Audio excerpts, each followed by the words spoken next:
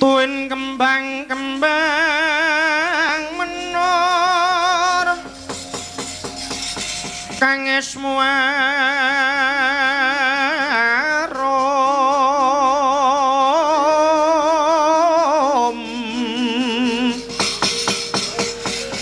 winor lan yata-yatan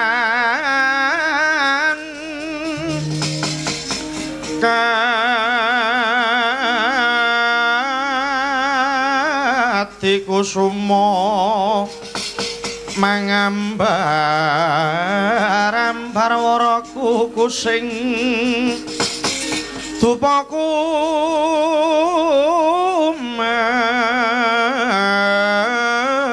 melon kalon hawar mega lir mimba bathara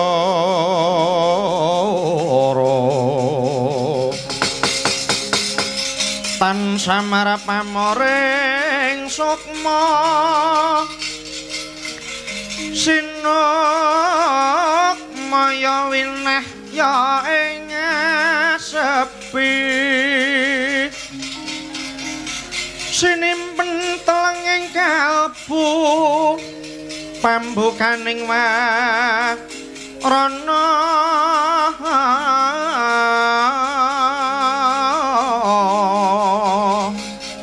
tarlen saking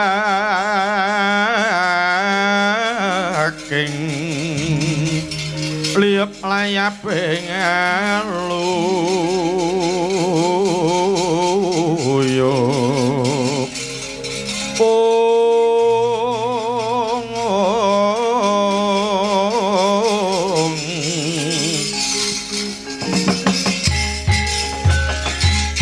Wata kaya mangkono datan kinucap kang anengga sanggar pamujan gandya kang winursita ing mangke datan kaya kang senengga ing pagelaran nenggih Narendra ing budhak Setegal Prabu Surawilaga sigra merpeki mya sing ngerti Patih Harya Sengguni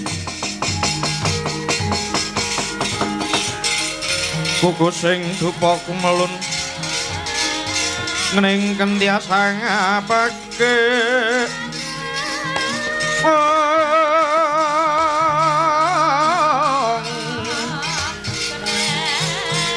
kawengku sagung jajahan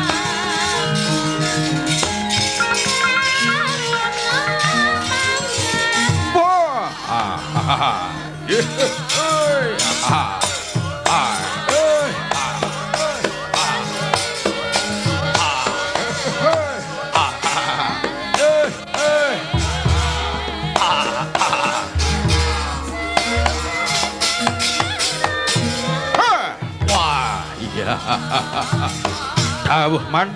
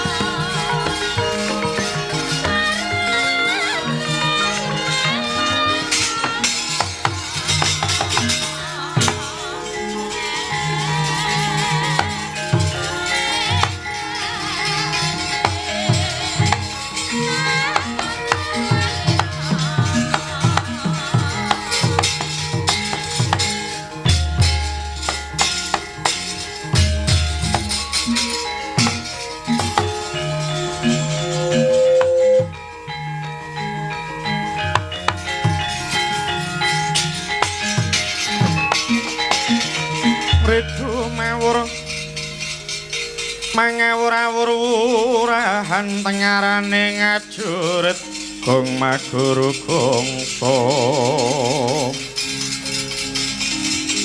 tata kaya butula ora panjriting turangga esti nyuwang dwaja kang kakitir perkata ingkang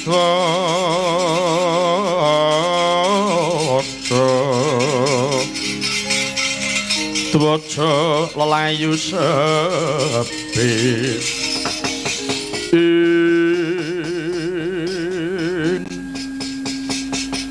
menika Raden Patih Sangkuni ingkang sampun miyos saking Stinggil Ngastina.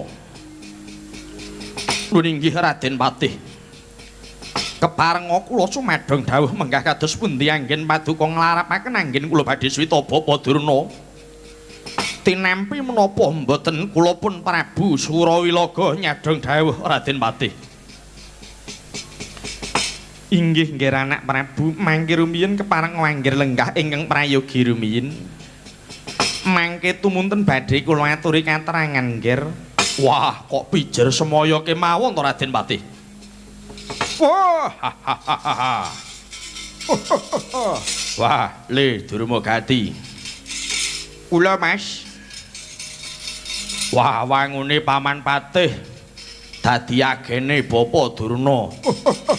Tukang nampa sapa sing golek gaweaning Sukalima.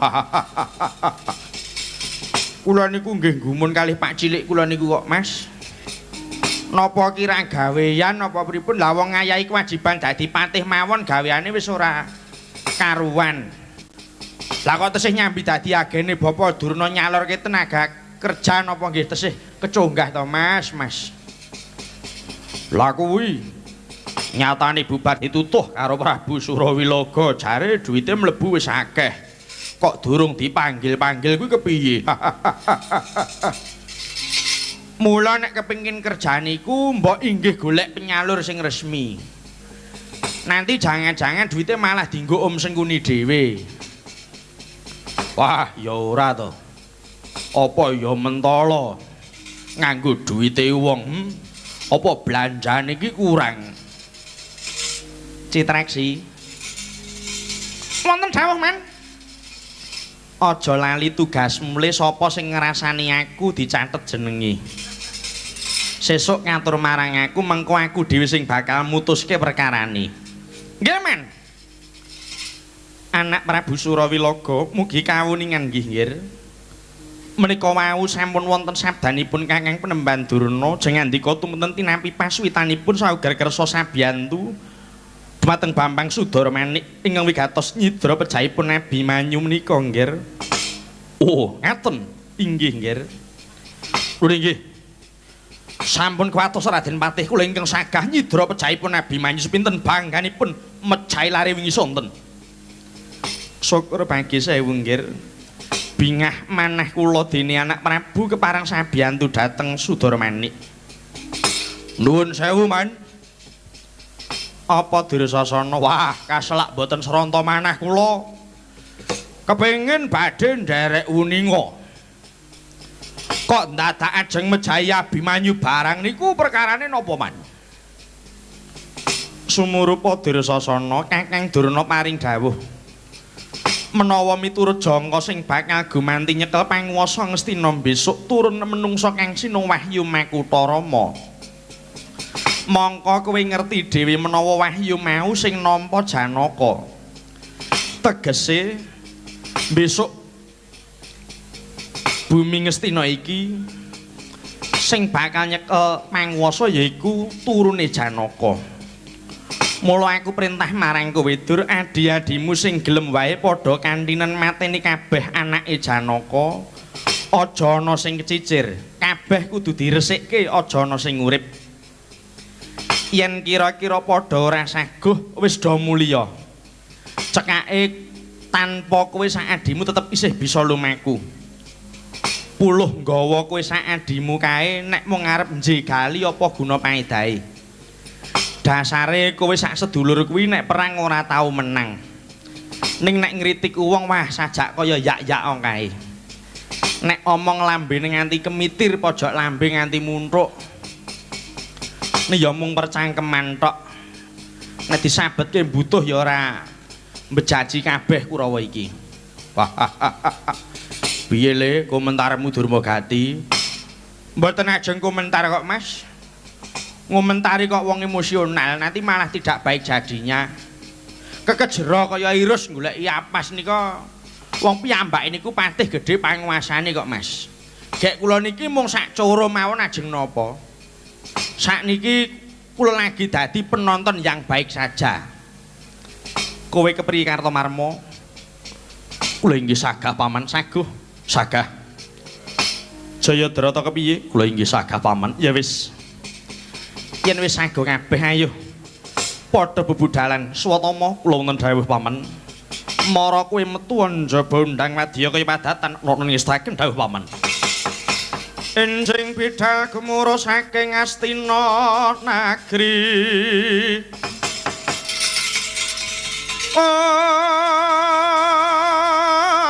Angkung ingkang palakaswa prapusananira lira surya wedalira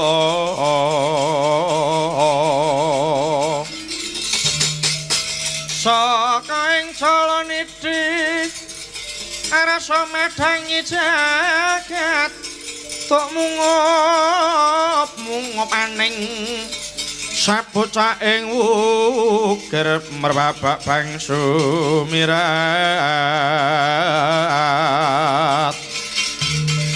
kena sarating surya nempek mega lan gunung-gunung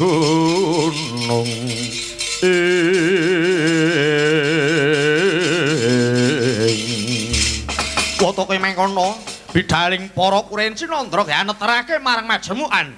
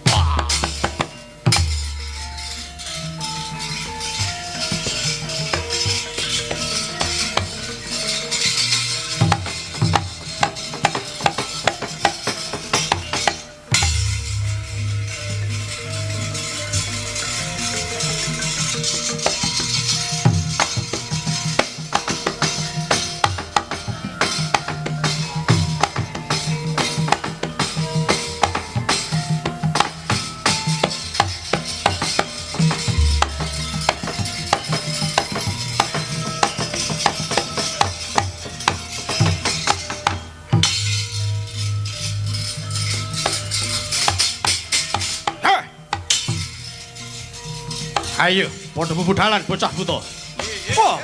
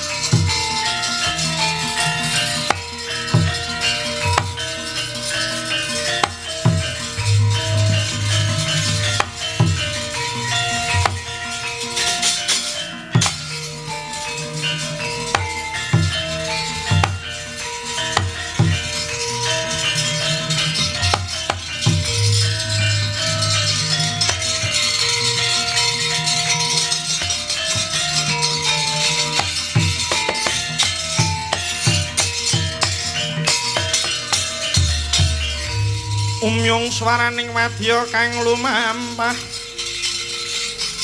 kumpul sajuru-juru watata tanjarup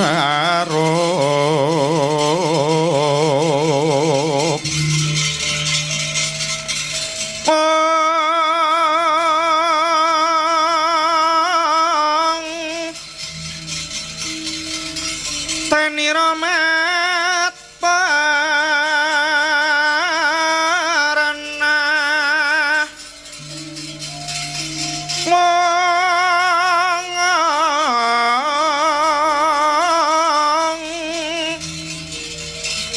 tuwaca miwang bendhing ungkung risang aswatama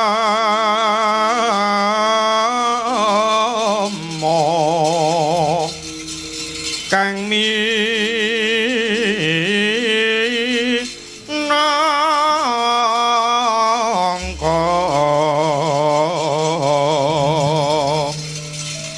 cucuk ing Prawadyabala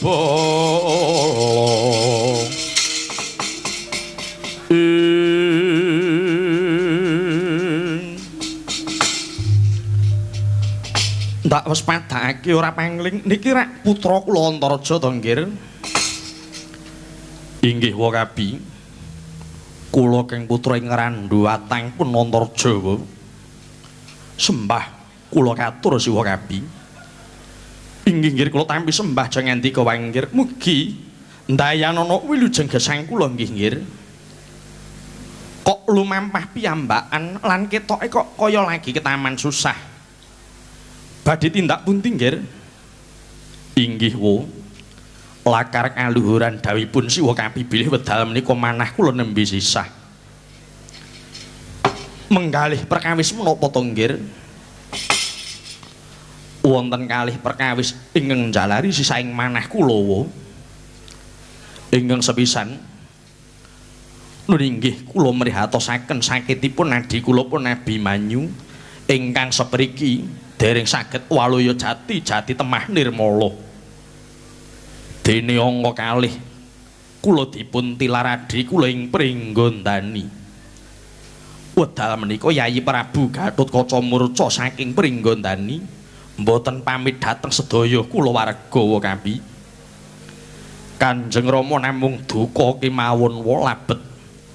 Rama Kyai inggih mrihatosaken kalih perkawis menika wau Wakabi. Nggih. Mila kula dumugi ngriki menika astanipun inggih badhe mertui wiyadinipun Ngrayi Abimanyu kok nggih. Dados mriki dereng senggang, dereng po. Dipun usadani menapa kemawon kok inggih dereng kacek. Malah wedal menika adi kula Abimanyu dipun tiraken dhateng Amartawa. Mila gandeng siwa menika inggih klebet pepunden pinter, keparenga kersa paring pepajar dhateng pepunden Pandhawa. Kanthi paring usada dumateng adi kula Abimanyu Wakabi. Selak mbok menawi saged sagah inggih dereng kinanten nggih. Kula badhe nderek mbudidaya sakiyating tenaga saha pemanggih kula anak Mas. Matur nuwun saderengipun Siwa Kabi. Monggo angger keparenga nglajengaken lampah ngupadi Ngrayi Pringgondani dene kula badhe lajeng dhateng Amarta. Nyuwun pangestu monggo mangke pepisahan wonten para sekawan margi nika nggih. Miwat langening kalangyan aglar pandamuncar dina nirga konang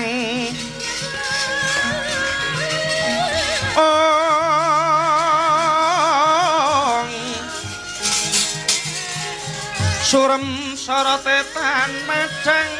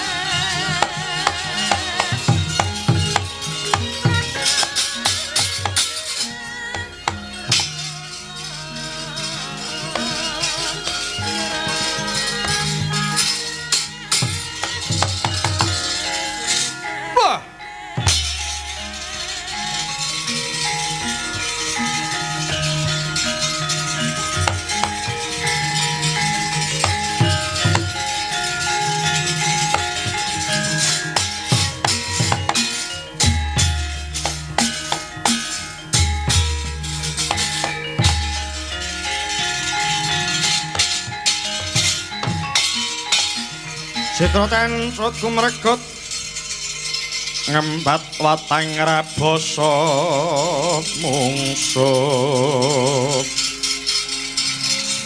sangkep cocok antaran bau sayakti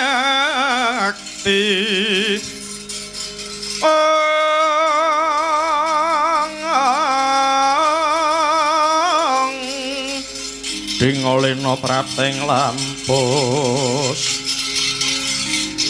sirna madyaning palugun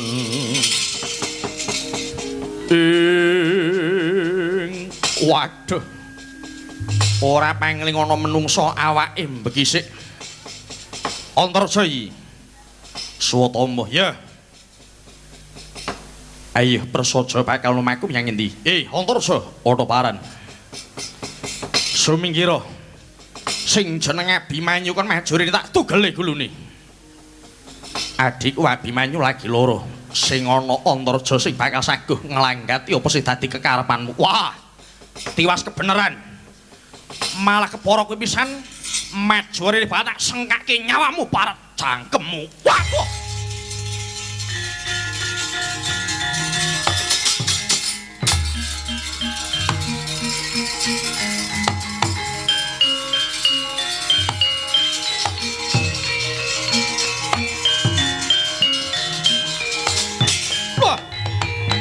wah parat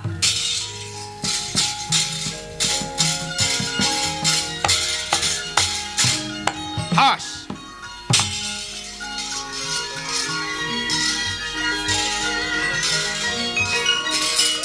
wah ya wah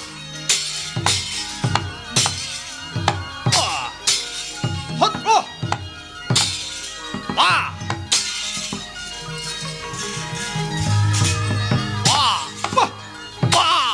jebol kasamu hot wah lo has wah wah wah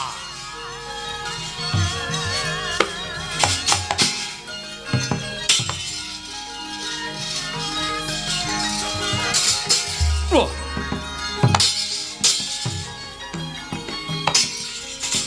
has wah padha yang mati aku loh ah loh wah oh ah wah loh ah loh ah ya loh ah wah wah loh ah loh ah wah wah wah mati aku wah wah wah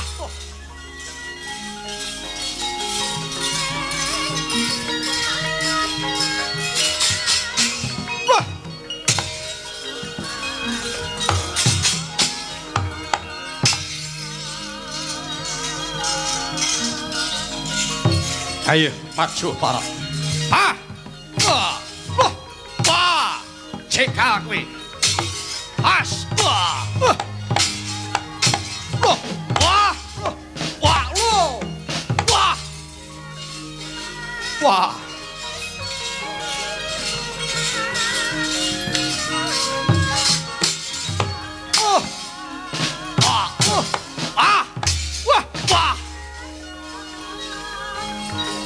ayo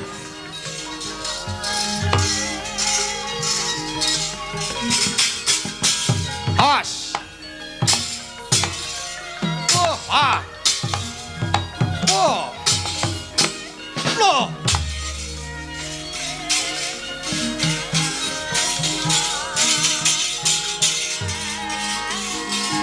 has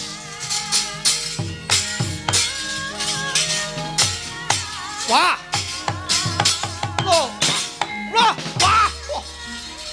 mati aku wah wah wah melonyoh raimu balat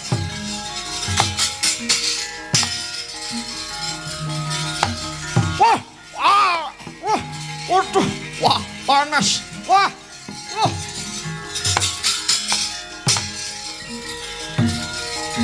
mundur trajengi di parat.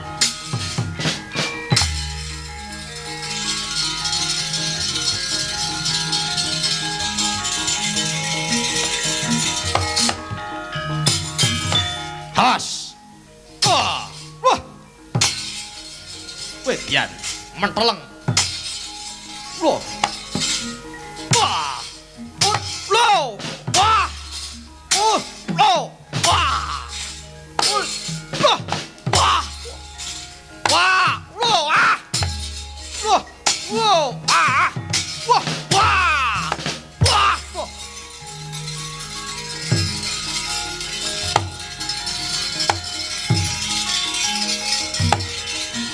Wah.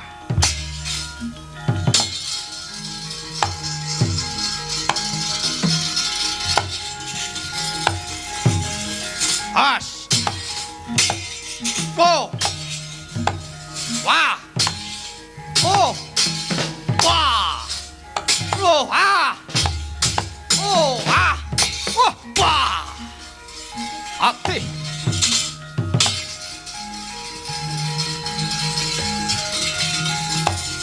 Has.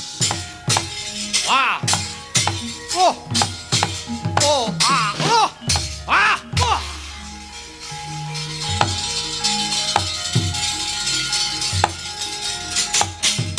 Ah! Oh! Wah! Wah! Wah!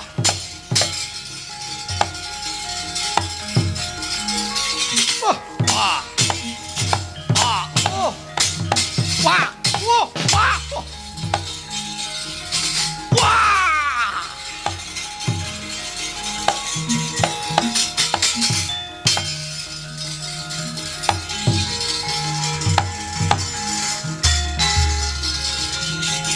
Wah!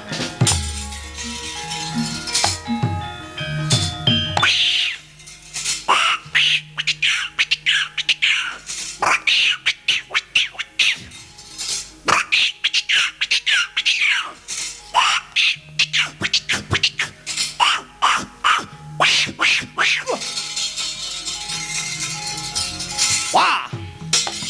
Oh! Oh! Wah! Wah! Oh!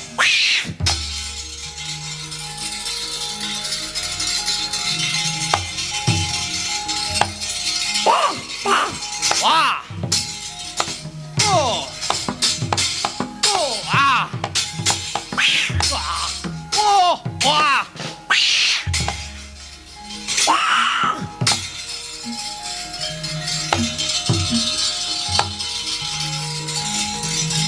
Wah! Wah! Loh!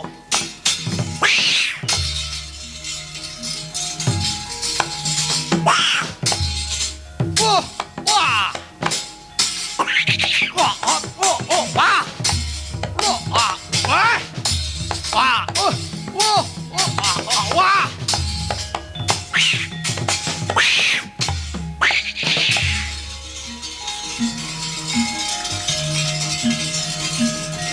Lah. Ya. Has.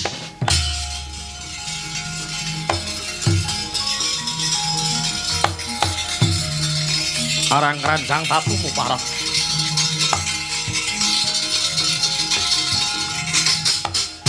Ha. Has. Has. Ha.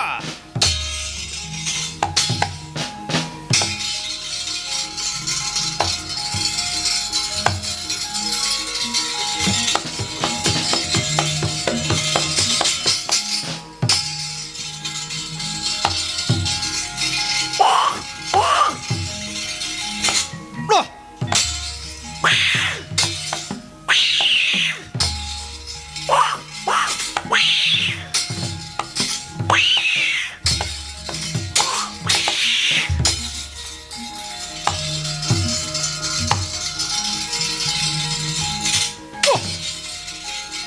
Apa iki? Wah.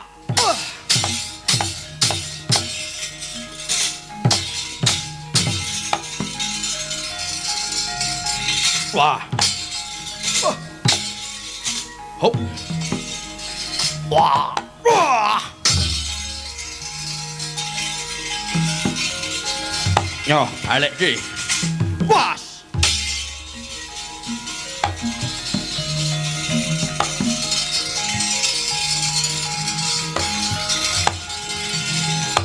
Tugal gulumu parat. Ah. Ya. Wah.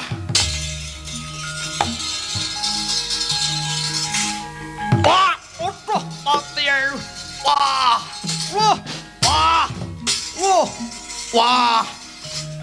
Wah. Wah. Melonyoh raimu. Ayo di mungsuhku.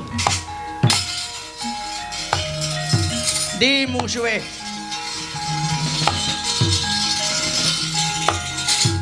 Iya. Ayo metu.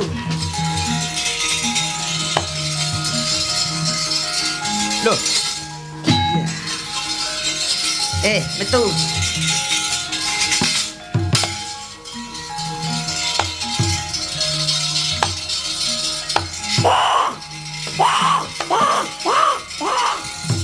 Oh, munyo iya.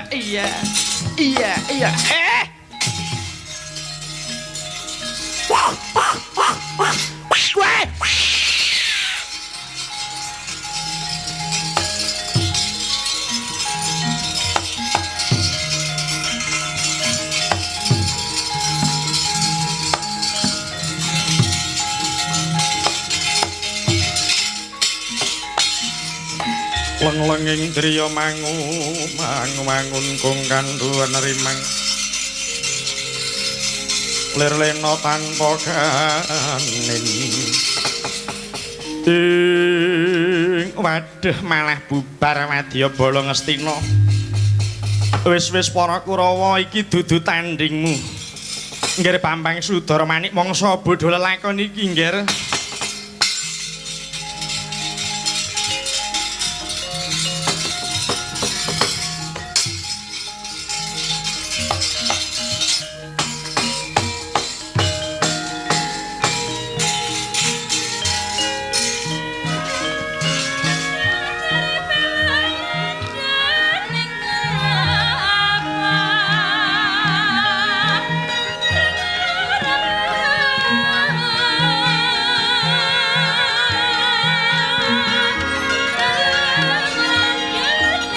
Niat langening kalang nyewana klara panta muncara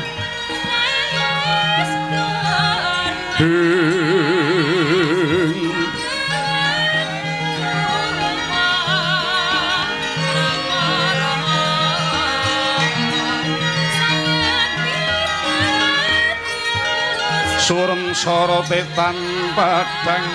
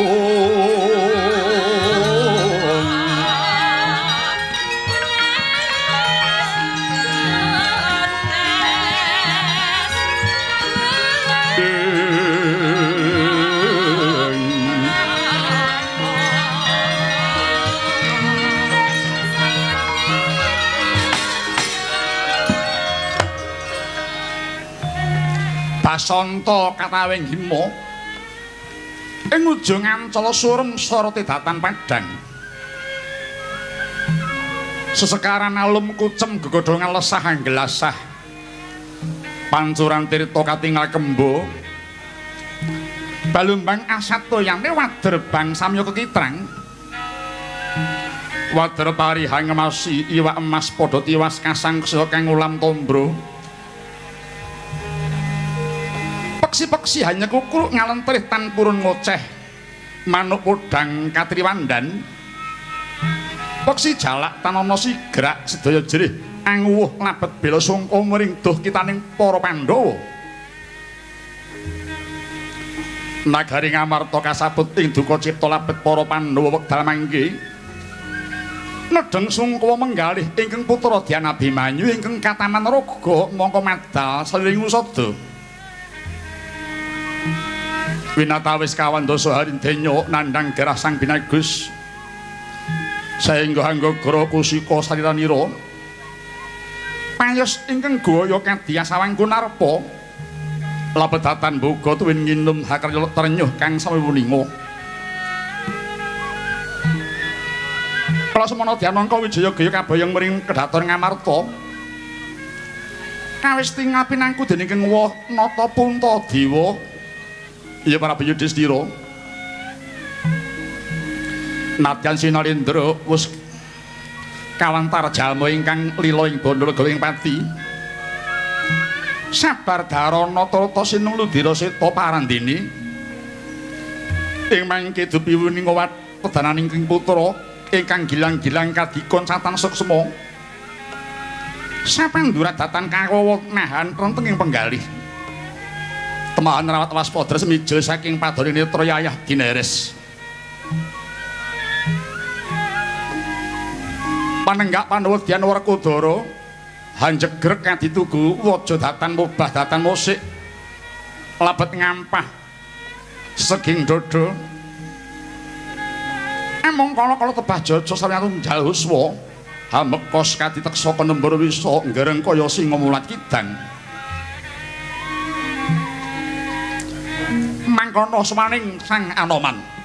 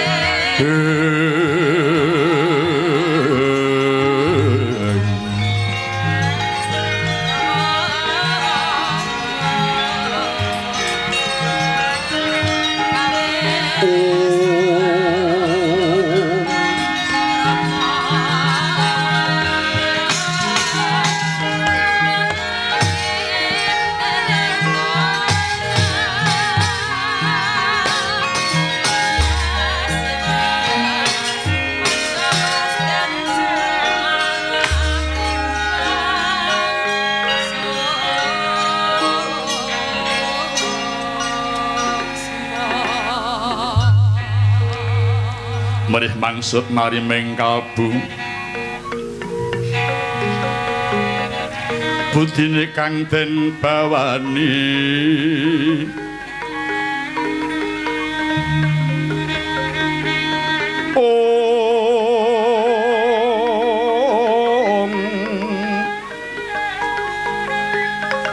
wenganing tias sukarila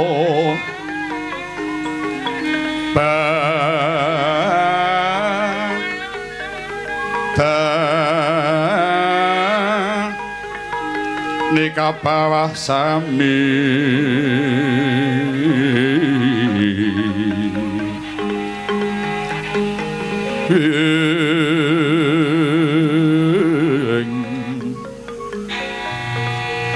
sabiyan tunut sakarsa panarkasa kang pinarti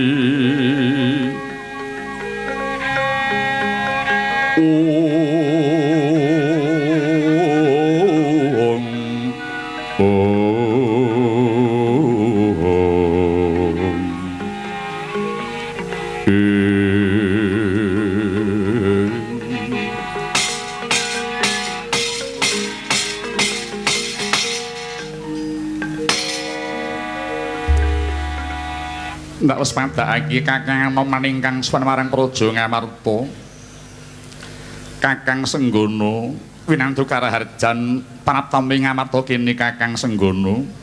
Kula nom nur inggih Kangjeng Sinuwun wilujeng sowan kula neskala mboten langkung sembah kula katur Kangjeng Sinuwun ya ndak tampa banget ing panrimaku Kakang Senggono Anoman kakangku Raharja sak prabamu inggih Raden Werkudara wilujeng sowan kula Raden.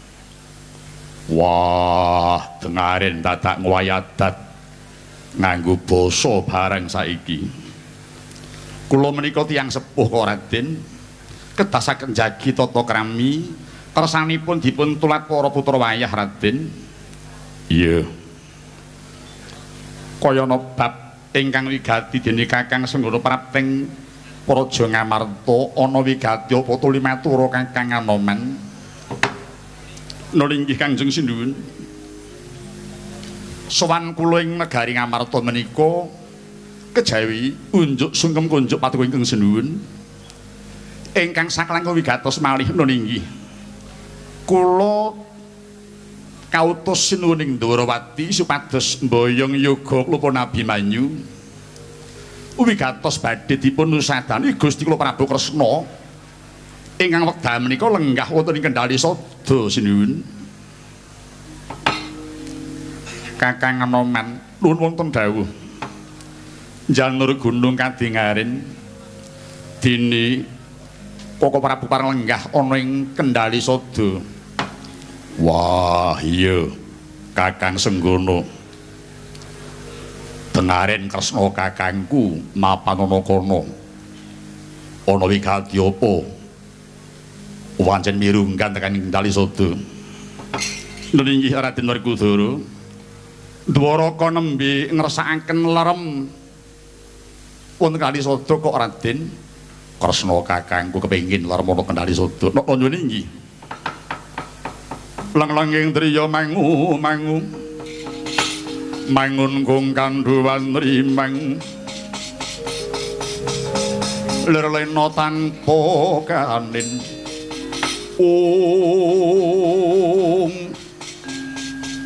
ya to Kakang Senggono yen mangkono ingin dadi kersaning Kakang Prabu Kresna ingsun ora bakal kabotan ngulungake putraku Abimanyu. Matura marang Kakang Prabu Kresna yen to jenenge ingsun mborongake marang Koko Prabu Murhinggal waluyane anakku si Abimanyu ya Kakang. Nur inggih Kanjeng Sinuwun. Sedaya parintah paduka muli badhe kula aturaken. Kepareng kok anakku Abimanyu kula tampi kula lebetaken ing Kendaga supados gampil anggen kula mbekta. Sasampunipun kula tampi selajengipun kepareng kula enggal nyuwun pamit wangsul ing pangajap mugi kang putra enggal dipun nusadani keng Raka Dwarawati Sinuwun. Iya Kakang Anoman liwat nyang Niraharja Kakang.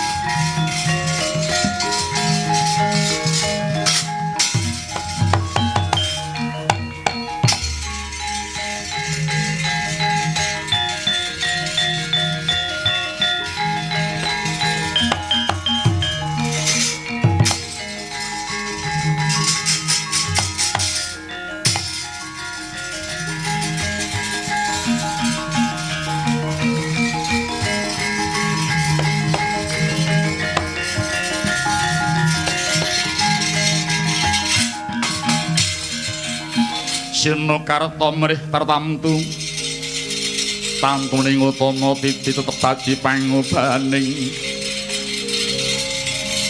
wadya tentreming ati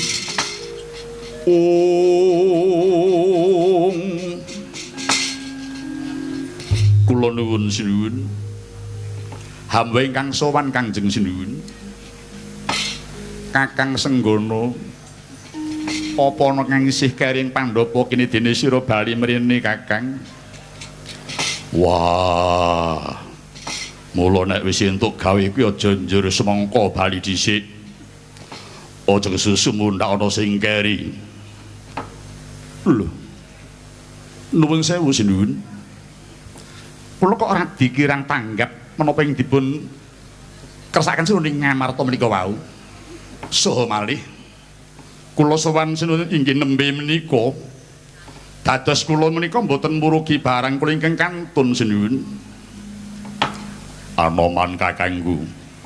Apa di kowe aja dadak selak. Aku ora lamur. Bener kandhane mbarep kakangku. Lagi wae kakang Anoman sowan mrene. Jare dikongkon tresna kakangku. Kinden boyong Abimanyu. Larane ditambani tresna kakang sing ana kendali sada. Di percaya to Di? Teko aku lagi iki. Aku ketemben sowan mrene Yai dudu muruki barang sing iki babar pisan ora. Wah. Piye marep kakangku? Apa ana srenge kembar iki? Luwih-luwih Anoman sing teko mau karo aku kok basa. Mongko iki ora prasajan wae. Aku rada sujana karo tekaning Anoman sing mau. Ning aku arep kandha aku wedi karo mbarep kakangku. Angudari tiasra riwut. Prawati rawat wawadi wedi lamun kawuningan mring Sang Hambek ngumolodi. Tanwandi pinardi bloko kacurnan Kang Hambek judi.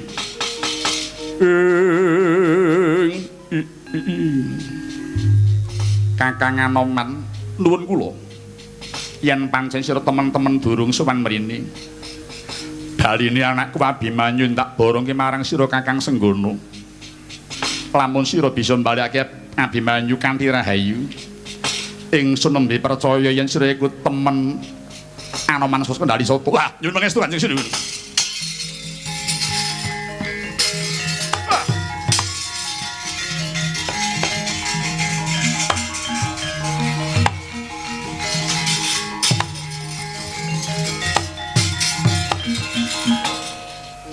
Unta marep kakangku. Apa Dimas Werkudara? Kuwatir atiku. Aku njaluk pamit sabiyantu marang Kakang Senggono, mangsa Buddha Bratasena.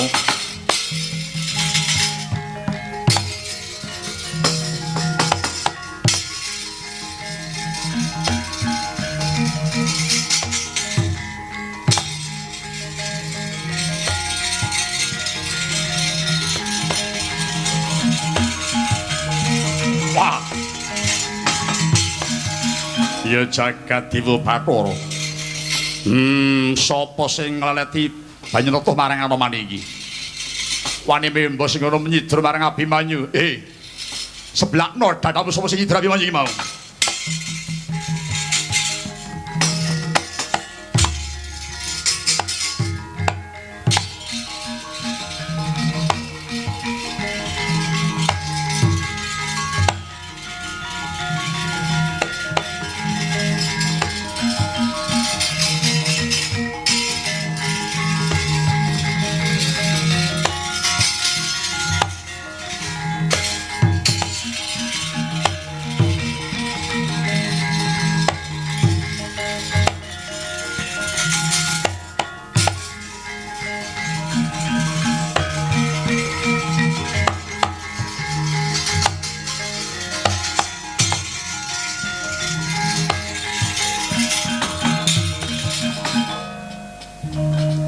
Keprilaku munggir Sudara Manik inggih Raden Patih pangestu paduka kula sampun kelampan nyidra pun Abimanyu. Lho. Piye caramu nyidra nggih? Nuwun sewu kula Memba pun Anoman Raden. Memba Anoman nun inggih. Kok ngerti wujuding Anoman nun inggih sampun ati ngertos lumantar saking gambar serat pawartos. Ngono to inggih. Saiki ana ngendi?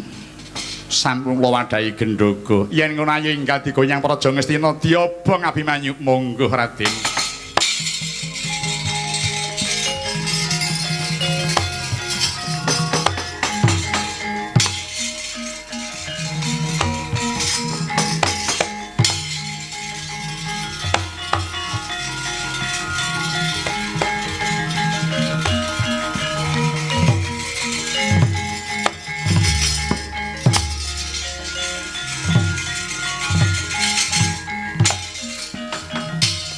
Suta Pandhawa tata Gati Wisaya Indriyaksa Sara Maruta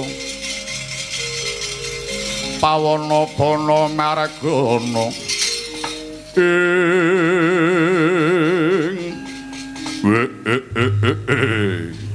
ya jagat dewa Bathara awit nuhuni dawuh sabdaning guruku Sang Begawan Cakrapanu.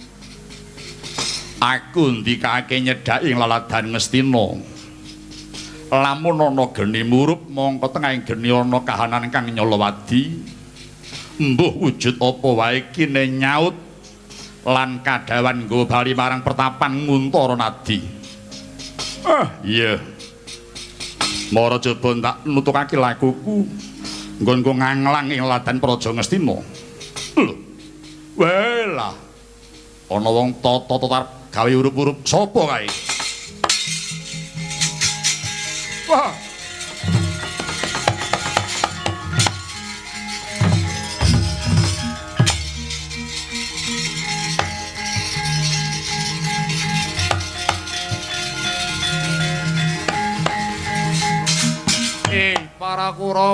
Para Kurawa kabeh wae.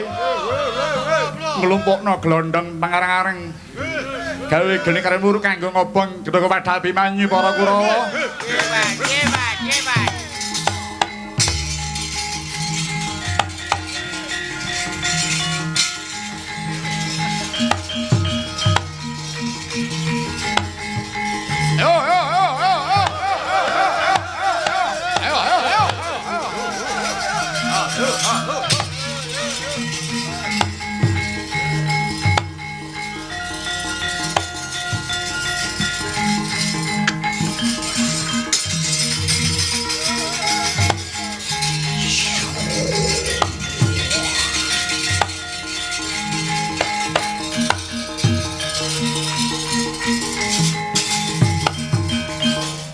Angka Wijaya aja kurang pangapura, aku njaluk yuswamu. Aku nyuwun yuswamu. Ndak obong kelakon dadi lebu kuwandamu Angka Wijaya.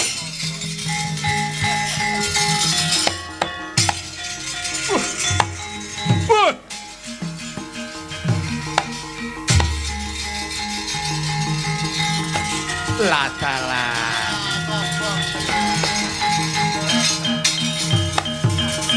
Wis kelakon diuncalke ana jero geni Gendhaga Wadhah Angka Wijaya.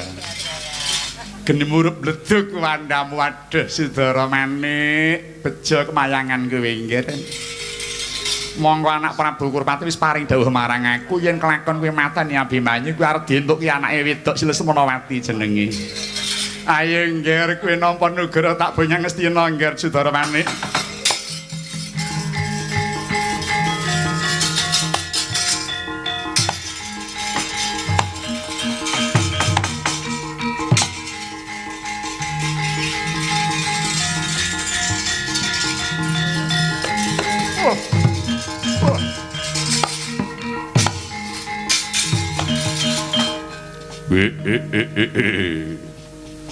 Akeh wadyabala padha gawe urup-urup ana ing alun-alun, ana barang cemlorot tak saut lawan tutuk kowe. Lah apa baya iki sing dikersake marang guruku Sang Begawan Cakrapanu? Wujud Gendhaga Wadhah apa aku ora nyumurup piye? Penembahan kula ingkang wangsul penembahan.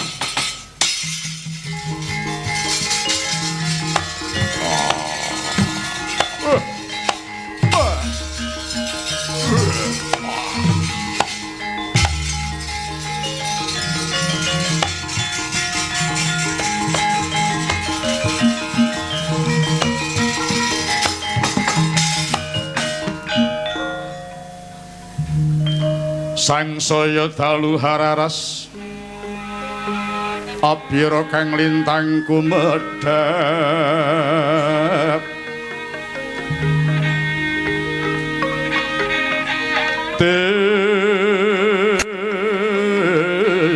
Desanya tengah wengi